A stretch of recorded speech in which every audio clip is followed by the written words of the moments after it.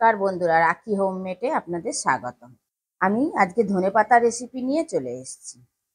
আজকে শীতের সবজি হচ্ছে ধনেপাতা। বাজারে প্রচুর পরিমাণে ধনেপাতা ওঠে। সেই ধনেপাতা দিয়ে আমি আজকে চাটনি বানাবো। কেমনভাবে বানাবো সেই ভিডিওটা স্কিপ না করে পুরো ভিডিওটাই আপনারা দেখতে থাকুন। ধনেপাতার চাটনি বানানোর জন্য আমি এখানে পরিমাণ মতন ধনেপাতা নিয়ে নিয়েছি।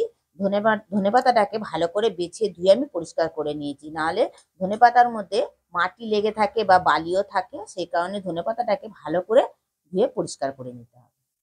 আচারে দেওয়ার জন্য আমি এখানে একটা গন্ধরাজ লেবু নিয়েছি, তেঁতুল নিয়ে নিয়েছি, দুটো কাঁচা লঙ্কা নিয়েছি, আদা কুচিয়ে নিয়েছি, রসুন কুচিয়ে নিয়েছি।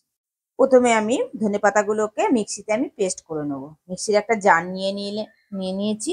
মিক্সির জারের মধ্যে আমি ধনেপাতাগুলোকে দিয়ে দিলাম। দুটো কাঁচা লঙ্কা দিলাম, কয়েক কোয়া রসুন আর আদা দিলাম, 1 চামচ আমি নুন দিলাম, আর 1 চামচ চিনি দিলাম। দিয়ে আমি একটা মিহি পেস্ট বানিয়ে নেব। এবার বাটির মধ্যে কিছুটা পরিমাণ আমি তেঁতুল নিয়ে নিয়েছি। তেঁতুলের মধ্যে আমি অল্প পরিমাণ আমি জল অ্যাড করে তেঁতুল থেকে আমি তেঁতুলের কাঁকটা বার করে নেব।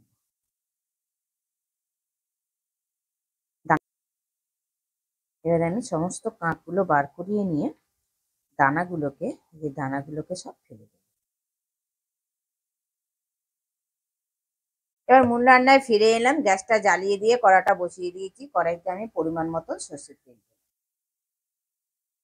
তেলটা গরম হয়ে গেছে। এবার ফোড়নে দিলাম 1 চামচ 5 ফোড়ন আর একটা শুকনো লঙ্কা। 5 ফোড়ন আর শুকনো লঙ্কাটাকে আমি একটু ভেজে নেব। 5 ফোড়ন আর শুকনো লঙ্কাটাকে ভেজে নিয়ে এবার যে আমি তেঁতুলের কাঁকটা বার করিয়ে রেখে দিয়েছিলাম সেটা দিয়ে দিলাম। দিয়ে আমি ভালোভাবে মিশিয়ে নিলাম ফোড়নটার সঙ্গে। তেঁতুলের কাঁকটা ফোড়নটার সঙ্গে ভালোভাবে মিশিয়ে নিয়ে এবারে আমি যে ধনেপাতাটা পেস্ট করে রেখে দিয়েছিলাম সেই ধনেপাতাটা দিয়ে দিলাম। ধনেপাতাটা দিয়েও আমি ভালোভাবে মিশিয়ে নিলাম তেঁতুলের সঙ্গে। ধনেপাতাটা তেঁতুলটার সঙ্গে মিশিয়ে নিয়ে এবারে আমি হালকা করে ভেজে নিই। যতক্ষণে ভাজছি ততক্ষণে আপনারা বলে ফেলুন কে কোথা দিয়ে আমার ভিডিওটা দেখছে, তবেই তো আপনাদের আমি ধন্যবাদ জানাতে পারবো। এরকম ধনেপাতার চাটনি যদি আপনারা ঘরে বানিয়ে থাকেন, বানিয়ে নিয়ে ভাতের সঙ্গে, ডাল ভাতের সঙ্গে খেতেও ভালো লাগবে, এবং আলুর যদি পরোটা বানিয়ে থাকেন তাহলে আলুর পরোটার সঙ্গে খেতেও ভালো লাগবে।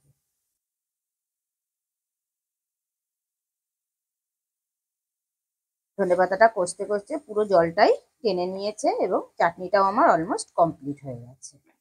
এবারে যে আমি গন্ধরাজ লেবুটা কেটে রেখে দিয়েছিলাম, এই গন্ধরাজ লেবুটা আমি দিয়ে দিলাম।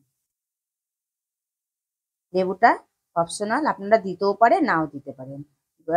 গন্ধরাজ লেবুটা যদি একটুখানি দেন তাহলে রান্নার টেস্টটা একটু ভালো হবে, সেই কারণে আমি গন্ধরাজ লেবুটা অ্যাড করলাম। আমি কিন্তু টকের জন্য দিইনি, গন্ধের জন্য আমি গন্ধরাজ লেবুটা দিলাম। দিয়ে গন্ধরাজ লেবুটা দিয়ে আমি ভালোভাবে মিশিয়ে নিলাম। মিশিয়ে নিয়ে আমি গ্যাসটা অফ করে দিলাম।